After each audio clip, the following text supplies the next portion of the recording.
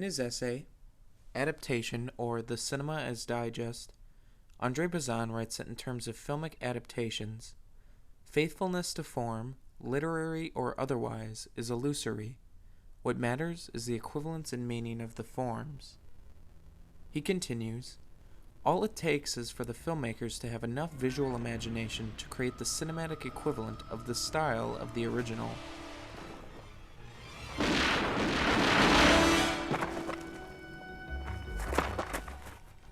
One genre of film adaptation, the comic book graphic novel to film pairing, often seems to receive the subordinate role in the process of adaptation.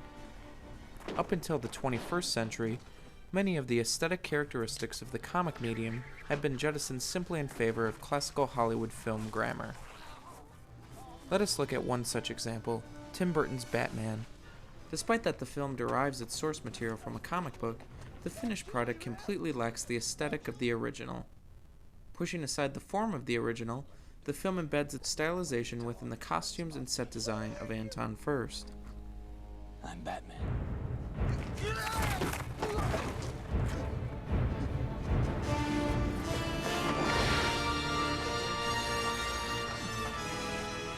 Now, let us note a contrary example, American Splendor, directed by Sherry Springer Berman and Robert Paulsini.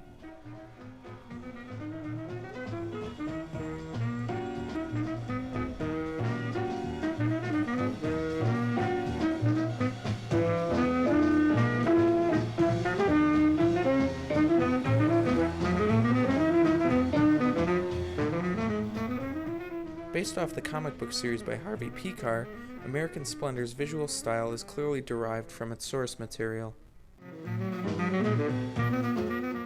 To further illustrate this formal rift, let's look at a side-by-side comparison. On the left is Christopher Nolan's Batman Begins, while on the right is Ang Lee's Hulk. Batman Begins takes a stylistic path similar to its predecessors, embodying a subtle approach in comparison with the Baroque Burton films. Hulk, however, takes an approach similar to that of American Splendor, fragmenting the screen much like a comic book page. This more pronounced style has become increasingly common over the last 5 years. The question here is why? I believe that the increase in this aesthetic can be attributed to 3 factors, the first of which being technology. As Lev Manovich observes in his article After Effects or Velvet Revolution, the evolution of computers over the last decade has granted artists with a huge amount of visual freedom. Let us compare 2 examples, Richard Donner's Superman and Frank Miller and Robert Rodriguez's Sin City. Even the great city of Metropolis was not spared the ravages of the worldwide depression. In the times of fear and confusion, the job of informing the public was the responsibility of the Daily Planet, a great metropolitan newspaper whose reputation for clarity and truth had become a symbol of hope for the city of Metropolis. Note how Superman must segregate the comic book frame from the filmic frame while Sin City completely envelops it. The money man who fingered you, Padre. Dear Lord, man, this is a house of God. Just give me a damn name. Rourke. You really are pushing your luck, Padre, feeding me garbage like that. It can't be that big. There's a farm out North Cross in Lenox. It's all there. Find out for yourself. While you're at it, ask yourself if that corpse of a slut is worth dying for. Worth dying for. Worth killing for. Worth going to hell for. Amen.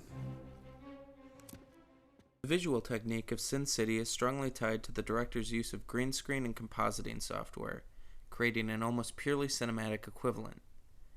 This can be noted in the comparison here of the green screen elements in the original comic book page.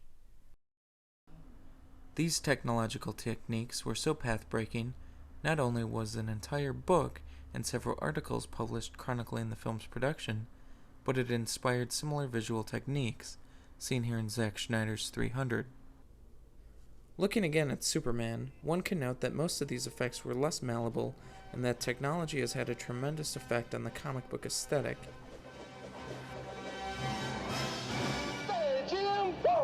Excuse me. That's a bad outfit. Okay, Breslau, move these people out.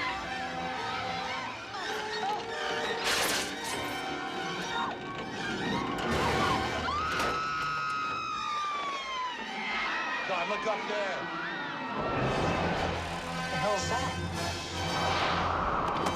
Easy, miss. I've got you. You've got me. Who's got you? If it is all a question of technological means, why have so many animated adaptations, a meaning where nearly anything is possible, similarly followed suit? This has been a long time coming, fellas. 3 years on the plates alone. But I think you'll find the product was worth the wait. Go ahead. Take a good look, boys. Jeez, Mr. Saul, I can't tell the difference. You'd need one of them neutron microscopes, Palmer. It's identical, down at Ben Franklin's stubble. I want to launch it through the casino at $500,000 a week. $750,000 by March. Anybody got a problem with that?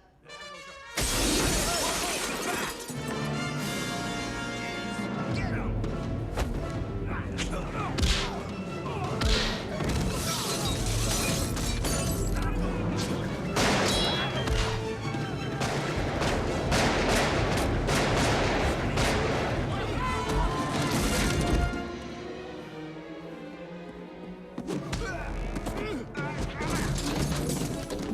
Obviously, the issue is slightly more complex and brings us to our second point, reception.